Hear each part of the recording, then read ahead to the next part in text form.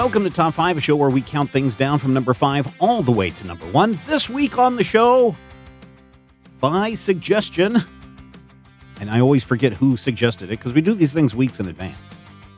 Top 5 fictional rivalries. Rodrigo Lopez, top 5 fictional rivalries. Top 5 fictional rivalries. I know, right? Who do you got as your number 5?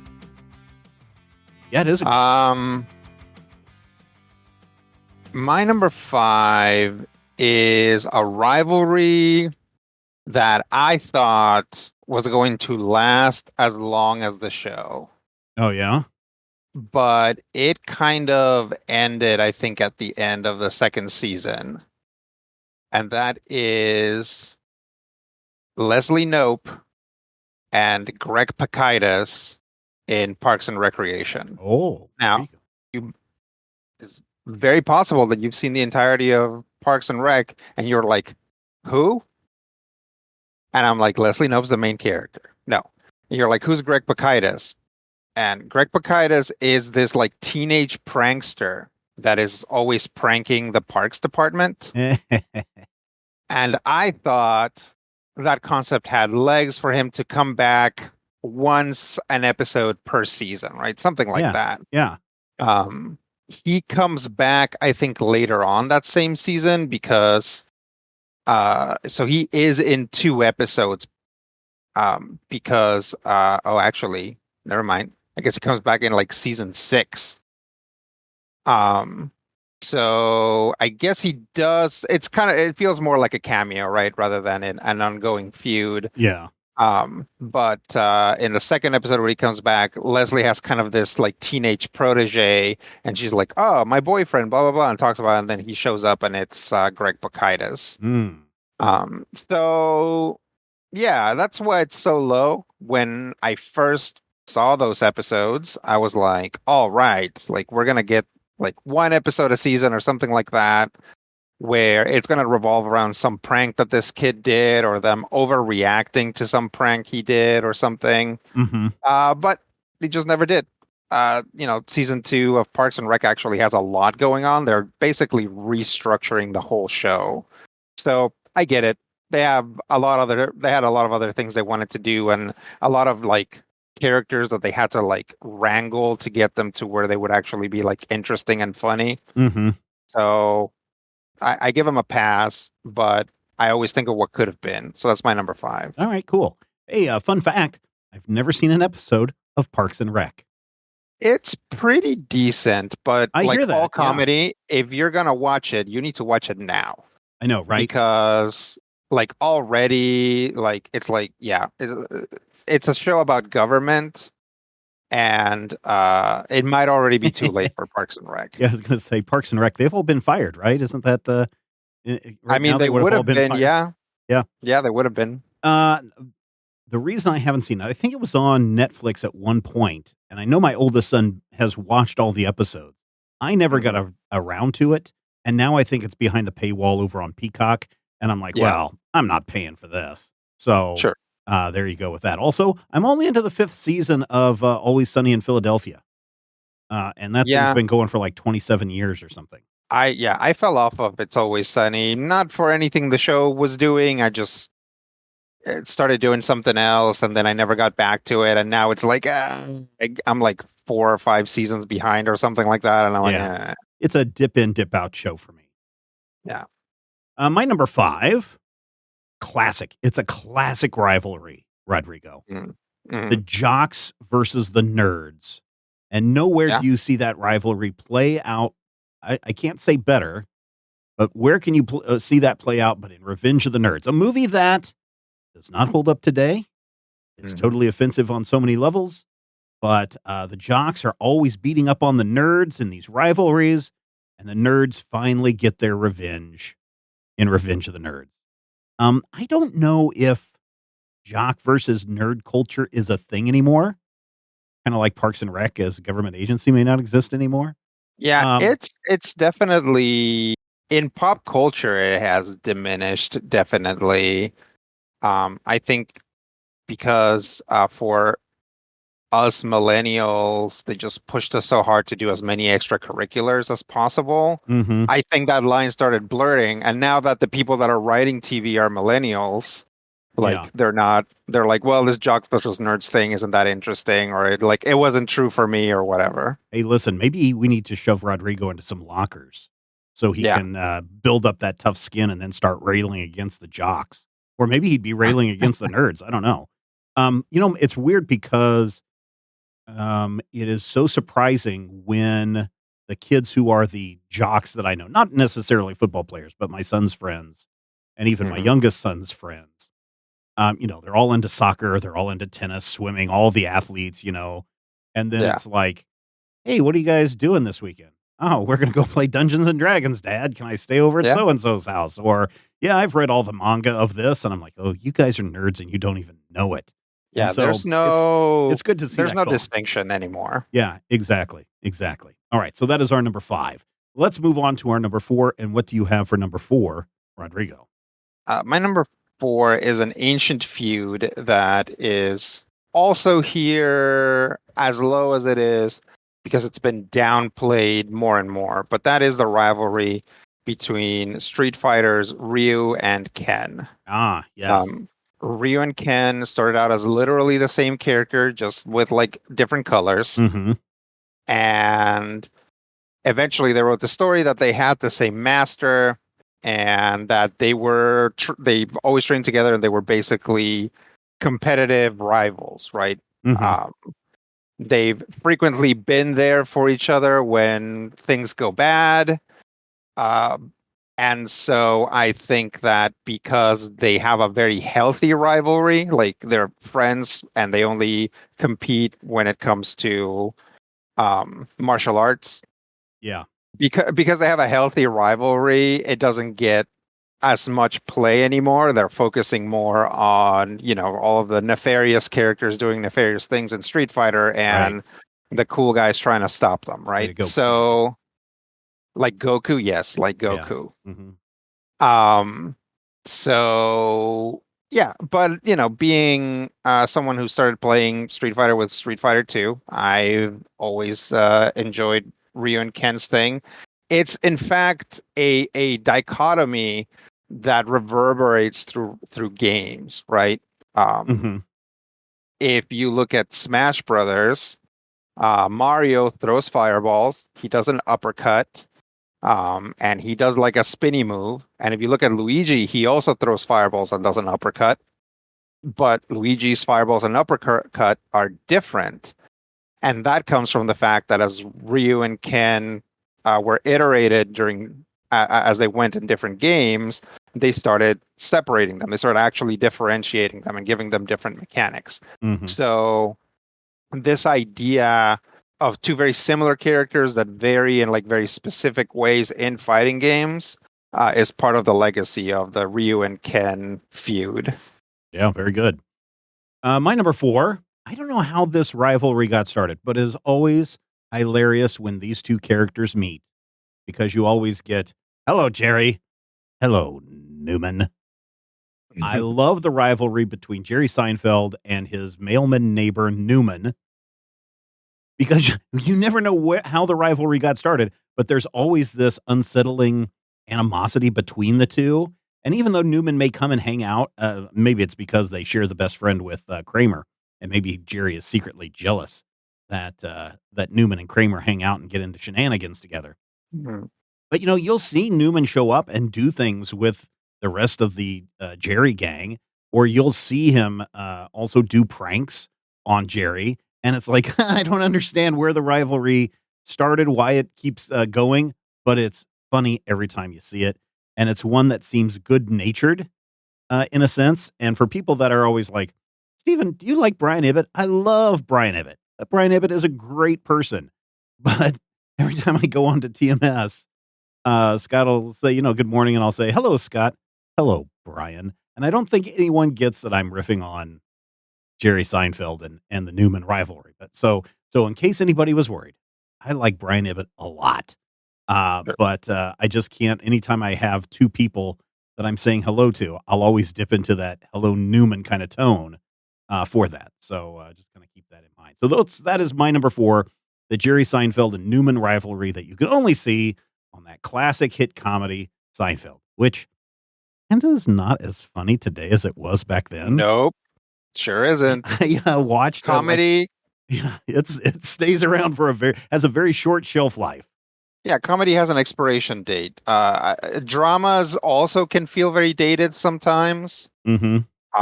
But the human condition that dramas hit at can come back and can go back and forth, right? Yeah.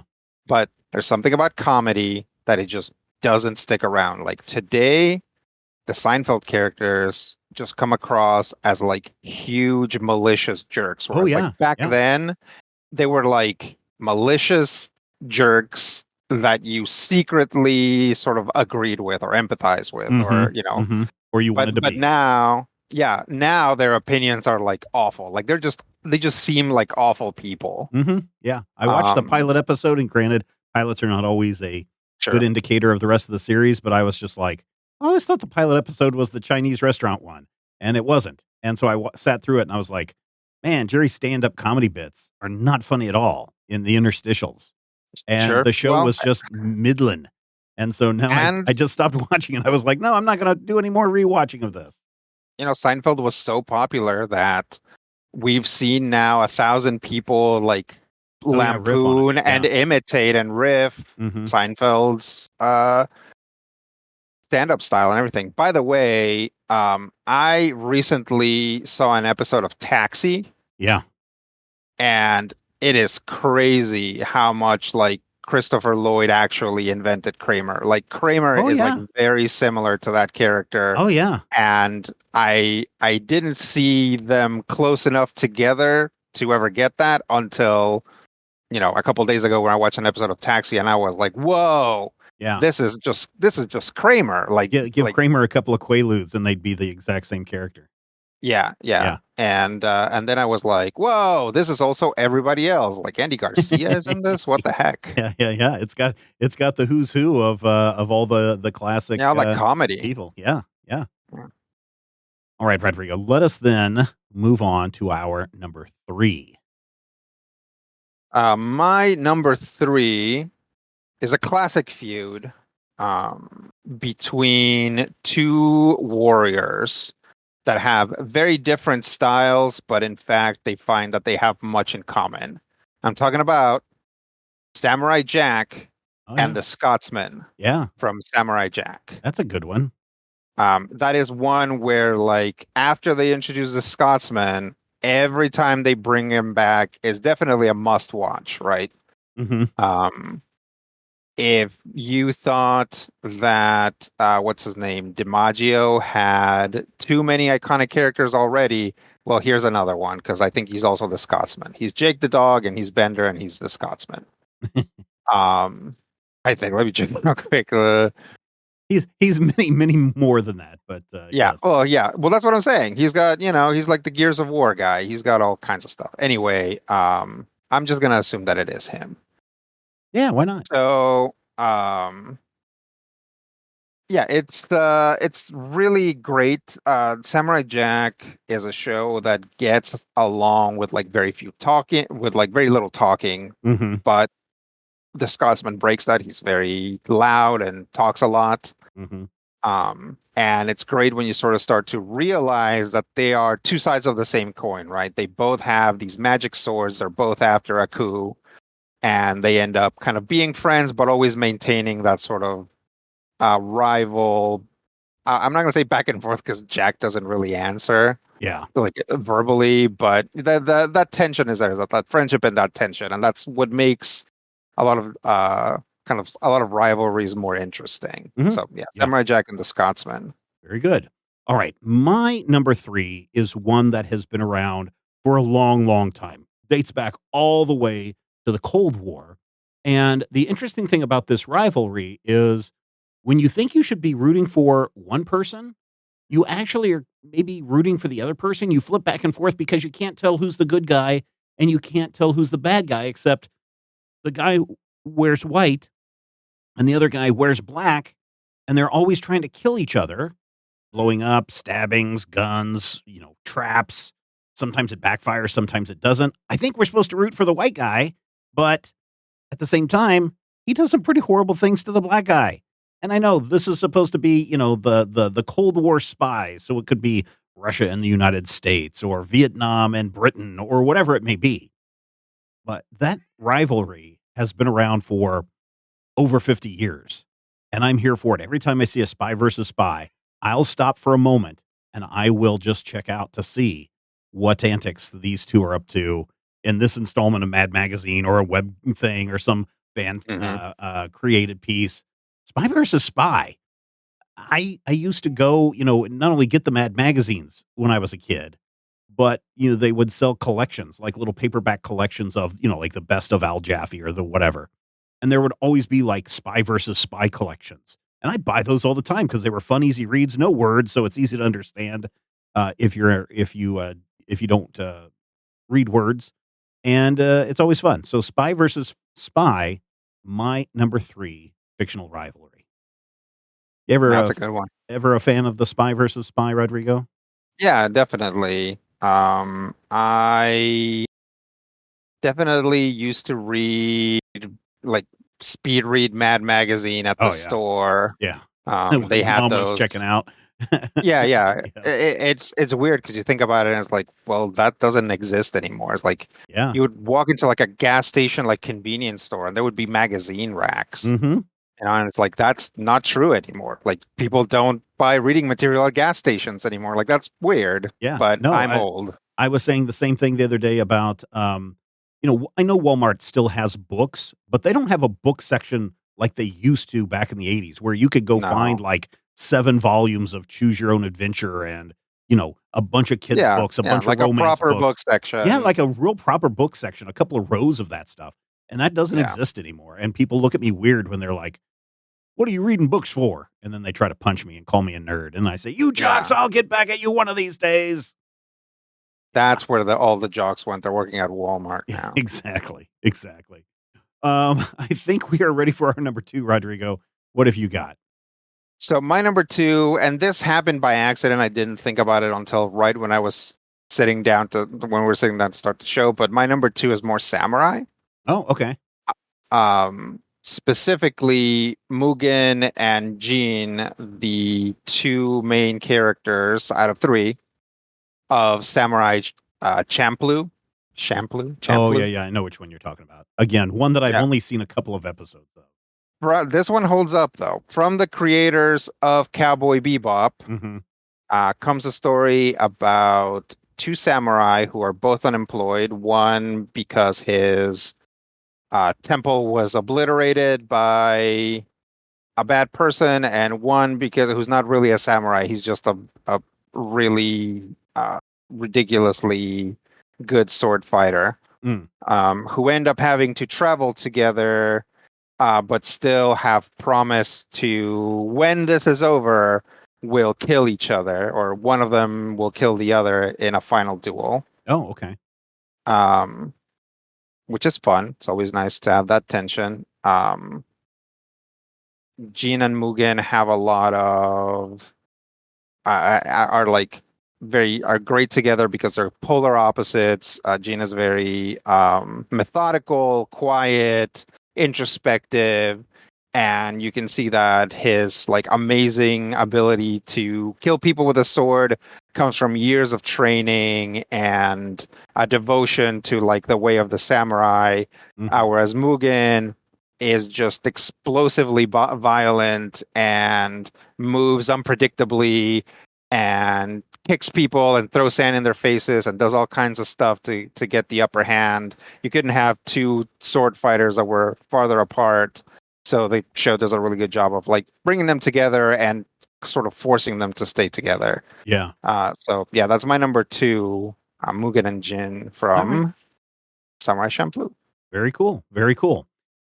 For my number 2, I was going to go with Cain and Abel, but then I figured I'd get too many emails from the religious listeners. So then Uh-huh. I was going to say the Smothers Brothers, which, is kind of the same thing. But then I figured too many people wouldn't understand the joke. Uh, so then I went ahead to the OG uh, stuff in fiction, and that is Sherlock Holmes and Moriarty. Sherlock Holmes, the world's greatest detective at Sierra, the Victorian age, and he's able to solve things in ways that only Sir Arthur Conan Doyle can dream up and spit out. But Sherlock Holmes has somebody that can even best him. Even though Sherlock Holmes has a smarter brother, Moriarty decides to try to control the underworld, and Sherlock Holmes is always there to stop him. Now, the interesting thing about the Sherlock Holmes and Moriarty rivalry in the original Conan Doyle books, because Moriarty has become a greater figure outside of what Doyle wrote, was he only appeared twice as a character in the book, but he was alluded to 5 other times in some of the other Sherlock Holmes tales. The 2 times that he appeared was The Final Problem, and that's the one where they both fall off the Rickenbacker Falls or whatever the name of the falls are. And then Valley of Fear, because everybody was so upset that Sherlock Holmes was gone and brought him back. And they're like, well, if you bring him back, you kind of have to bring Moriarty back as well. And so ever since then, Moriarty has been almost the equal to Sherlock Holmes. And whether you're talking about the BBC series with Frodo and Doctor Strange in it, where Moriarty is literally running in the background through the entire series.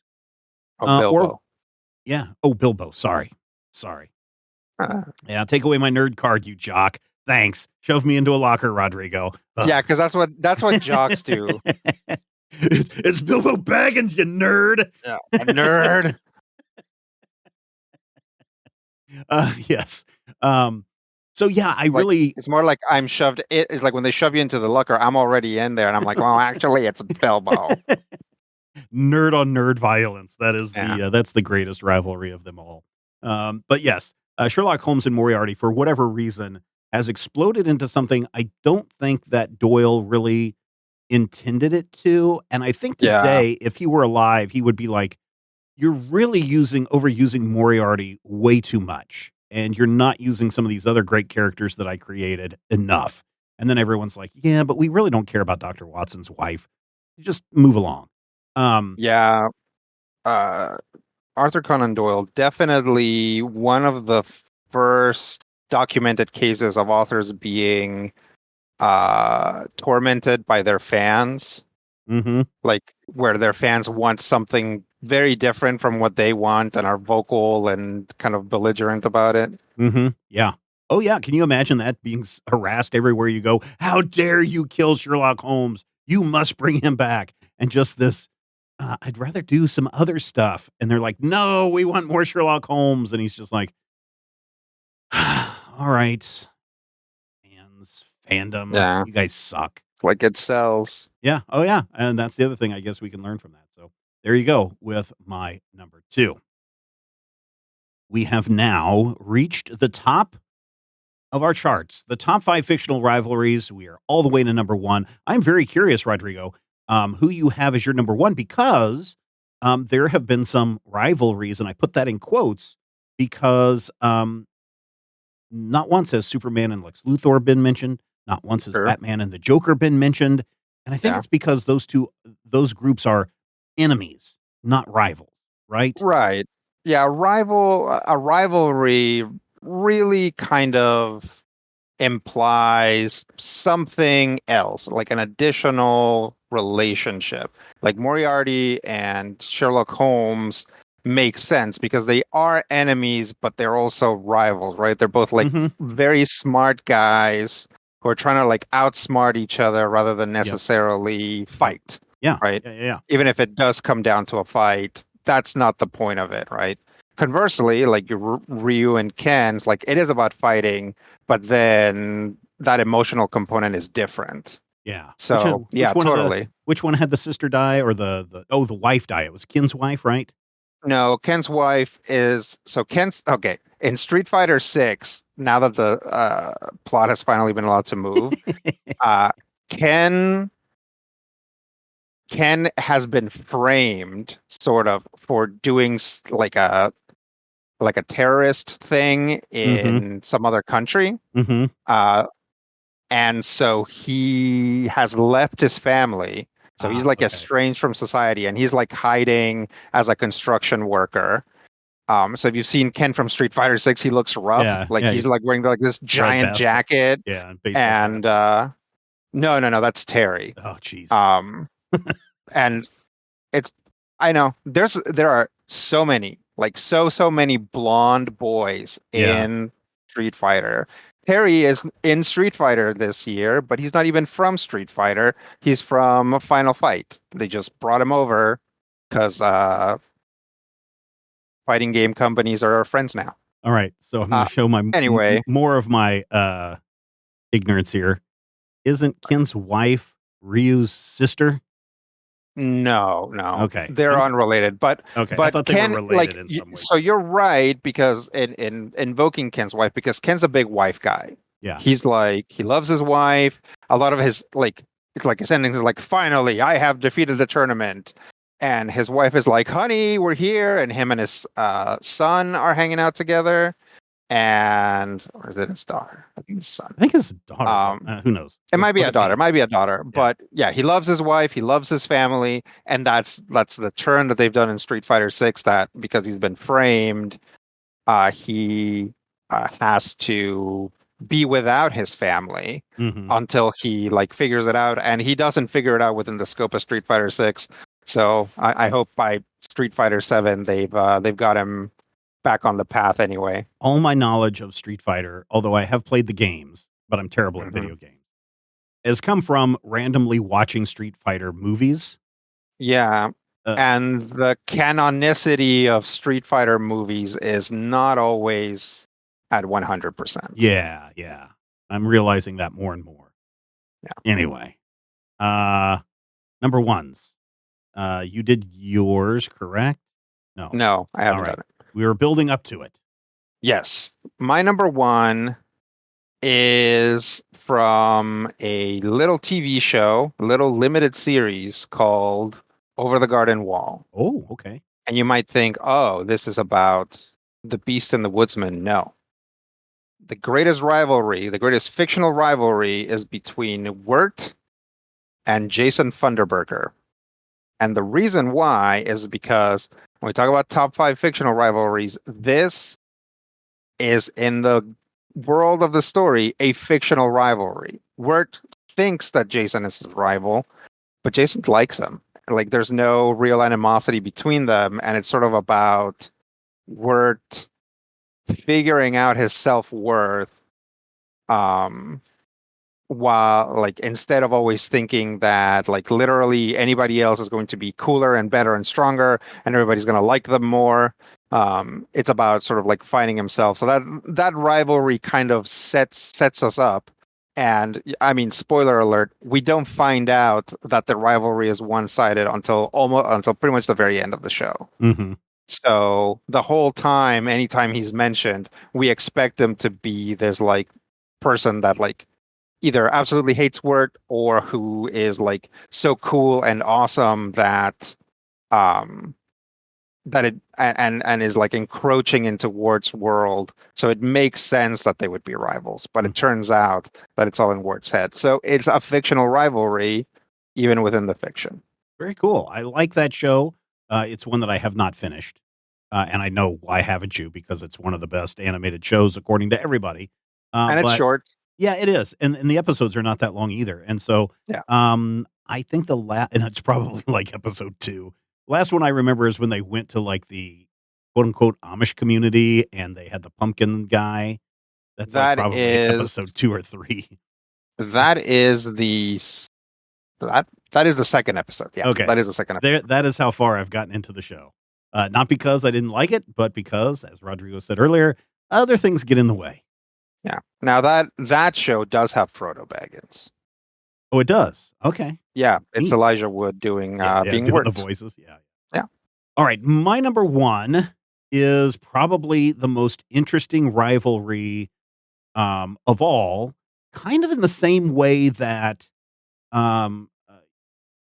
Over the Garden Wall has a weird rivalry in that Wolverine and Batman are competitors in this world of magic. Mm-hmm. And because Wolverine can't figure out how Batman is doing a trick. He creates this rivalry in his head to try and outsmart and outdo and embarrass Batman. Okay, I know what you're talking about now. I just got it. Yeah. And so finally, it gets to the point where Wolverine is willing to kill himself again and again and again to prove that he is the greatest magician in the world and set up Batman. But in the end, Batman wins. Mm-hmm. And it's a fantastic tale. If you haven't seen Christopher Nolan's The Prestige from 2006, it's good. It is probably one of the best rivalry movies where, you can talk about Ford versus Ferrari. You can talk about, Caillou and whoever else fighting one another all the time. Mm-hmm. But really, this psychological torture that each of these characters is putting the other through in order to quote unquote win is just brilliant. And then the turn in the fact that it's all set up in the way a magic trick is done. By the time you get to the turn and then the reveal, you're like, whoa. And so that's why I'm putting The Prestige with Hugh Jackman and Christian Bale as my number one fictional rivalry. Yeah. What do you think is your fictional rivalry, your top 5 fictional rivalries? Well, a couple of ways you can find out. Head over to our Discord and share it with everyone else. We're going to be back next time because everybody loves a list. Top 5 is a production of Major Spoilers Entertainment, LLC, and is produced by me, Steven Schleicher. If you have any suggestions or ideas for future Top 5 topics, make sure you head over to our Discord server. Share your thoughts there.